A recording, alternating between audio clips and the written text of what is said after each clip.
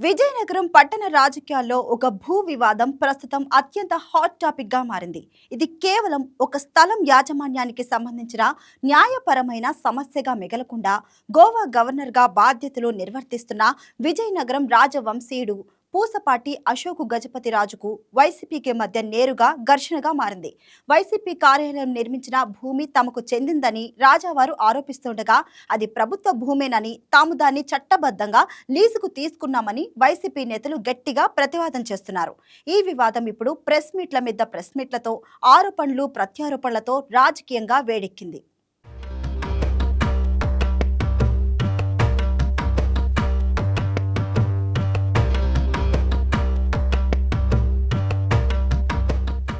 విజయనగరం రాజవంశానికి చెందిన మాన్సాస్ సంస్థకు సంబంధించిన భూమిని గత ప్రభుత్వ హయాంలో వైసీపీ నాయకులు తమ పార్టీ కార్యాలయం నిర్మాణం కోసం ప్రభుత్వ భూమిగా చూపి స్వాధీనం చేసుకున్నారన్నది అశోక్ గజపతిరాజు ప్రధాన ఆరోపణ.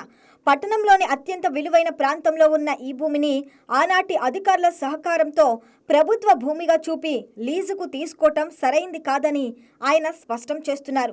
దీనికి భిన్నంగా వైసీపీ నేతలు మాత్రం ఈ భూమి పూర్తిగా ప్రభుత్వానికి చెందినదేనని, తాము దానిని 30 సంవత్సరాల లీజు ప్రాతిపాదికన చట్టబద్ధంగా పొందామని వాదిస్తున్నారు. ఇరు వర్గాల వాదనలు పరస్పర విరుద్ధంగా ఉండటంతో ఈ భూమి యజమాని ఎవరన్న ప్రశ్నకు స్పష్టమైన సమాధానం లభించడం లేదు. గోవా గవర్నర్ అశోక్ గజపతిరాజు ఈ వివాదంపై అత్యంత తీవ్రంగా స్పందిస్తున్నారు. విజయనగరం పట్టణంలోని సర్వే నంబర్ 569లో ఉన్న ఈ భూమి తనదేనని, దీనికి తగిన ఆధారాలు తన దగ్గర ఉన్నాయని ఆయన స్పష్టం చేస్తున్నారు. ఈ విషయమై గతంలోనే కలెక్టర్కు ఫిర్యాదు చేసినప్పటికీ అధికారుల నుంచి ఎలాంటి స్పందన రాలేదని ఆయన ఆవేదన వ్యక్తం చేస్తున్నారు. 2022లో కేవలం 3 నెలల వ్యవధిలోనే భూ రికార్డులను మార్చి ప్రైవేటు భూమిని ప్రభుత్వ భూమిగా చూపారన్నది ఆయన చేస్తున్న అత్యంత తీవ్రమైన ఆరోపణ. ఈ ప్రక్రియలో అధికారులు రాజ్యాంగబద్ధమైన విధానాలను పాటించకుండా కొందరికి అనుకూలంగా వ్యవహరించారని, ప్రైవేటు భూమిని 22A జాబితాలో చేర్చి ఆ తర్వాత పార్టీ కార్యాలయం కోసం కేటాయించారని ఆయన వాదిస్తున్నారు. తనలాంటి ప్రముఖ వ్యక్తికే ఇలాంటి అన్యాయం జరిగితే సామాన్య పౌరుల పరిస్థితి ఎలా ఉంటుందోనని ఆయన ప్రశ్నించడం ఈ వివాదానికి మరింత తీవ్రతను చేకూర్చింది.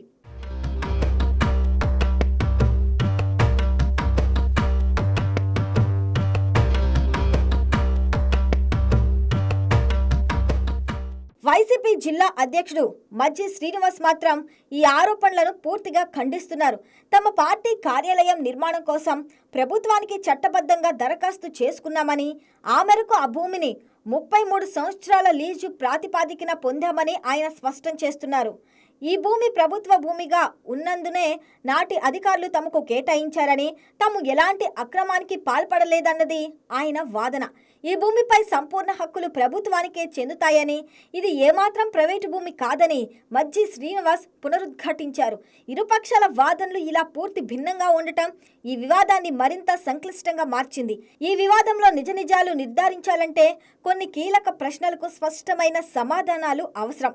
మొదటిది, సర్వే నెంబర్ 569 భూమికి సంబంధించిన మూల యాజమాన్య పత్రాలు ఎవరి పేరిట ఉన్నాయి అనేది నిర్ధారణ కావాలి. రెండోది, 2022లో భూ రికార్డుల్లో మార్పులు జరిగాయని అశోక్ గజపతిరాజు చేస్తున్న ఆరోపణ వాస్తవేనా? అలా అయితే ఆ మార్పులకు గల కారణాలు, అధికారిక ప్రక్రియ ఏమిటన్నది వెల్లడి కావాలి. మూడోది, ఈ భూమిని 22A జాబితాలో చేర్చిన ప్రక్రియ చట్టబద్ధంగా జరిగిందా లేదా అనేది కూడా పరిశీలించవలసిన అంశం.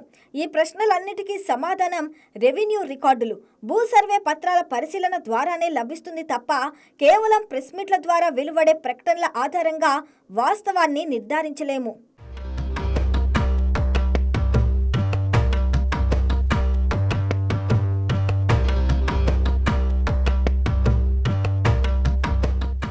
ఈ భూ వివాదం కేవలం ఒక వ్యక్తికి, ఒక పార్టీకి మధ్య జరిగే న్యాయపరమైన తగాదాగా మిగలడం లేదు. అశోక్ గజపతిరాజు ఒక ప్రముఖ రాజకీయ కుటుంబానికి చెందిన వ్యక్తి. ప్రస్తుతం రాజ్యాంగబద్ధమైన గవర్నర్ పదవిలో ఉన్నారు. ఆయన చేస్తున్న ఆరోపణలు కేవలం భూమి హక్కులకి పరిమితం కాకుండా గత ప్రభుత్వ హయాంలో అధికారుల పనితీరుపై, పాలనా విధానంపై కూడా ప్రశ్నలు లేవనెత్తుతున్నాయి. మరోవైపు వైసీపీ కూడా తమ కార్యాలయ భూమికి వస్తున్న ఆరోపణలను తీవ్రంగా పరిగణిస్తూ పదే పదే ప్రెస్ మీట్ల ద్వారా తమ వాదనను వినిపిస్తుంది. దీంతో ఈ వివాదం విజయనగరం జిల్లా రాజకీయాల్లో ప్రధాన చర్చనీయాంశంగా మారింది. స్థానికంగా ఈ వివాదంపై ప్రజల్లో భిన్నాభిప్రాయాలు వ్యక్తమవుతున్నాయి. రాజవంశానికి చెందిన ఆస్తులు అన్యాయంగా లాక్కున్నారన్న అభిప్రాయం ఒక వర్గంలో ఉండగా, ప్రభుత్వ భూమిని చట్టబద్ధంగా పొందామన్న వైసీపీ వాదనను విశ్వసించే వర్గం కూడా ఉంది. అయితే ఇలాంటి భూ వివాదాల్లో అంతిమ నిర్ణయం రెవెన్యూ రికార్డులు, న్యాయ విచారణ ఆధారంగానే జరగాలి తప్ప రాజకీయ ప్రకటనల ఆధారంగా కాదు. కాబట్టి ఈ వివాదంపై ఒక స్పష్టమైన, పారదర్శకమైన దర్యాప్తు జరగవలసిన అవసరం ఎంతైనా ఉంది. విజయనగరంలో నెలకొన్న ఈ భూ వివాదం రాజకీయ ప్రాధాన్యత కలిగిన వ్యక్తులకు, అధికార పార్టీలకు మధ్య ఆస్తి హక్కుల చుట్టూ తలెత్తే ఘర్షణలకు మరో ఉదాహరణగా నిలుస్తుంది. అశోక్ గజపతిరాజు ఆరోపణలు నిజమైనవేనా, లేక వైసీపీ నేతలు చెబుతున్నట్లు ఇది కేవలం చట్టబద్ధంగా పొందిన ప్రభుత్వ భూమేనా అనే విషయం రెవెన్యూ రికార్డుల పరిశీలన, స్వతంత్ర దర్యాప్తు ద్వారానే స్పష్టం కానుంది. అప్పటి వరకు విజయనగరం రాజకీయాల్లో ఈ భూ వివాదం మరింత హీటెక్కడం ఖాయంగా కనిపిస్తుంది.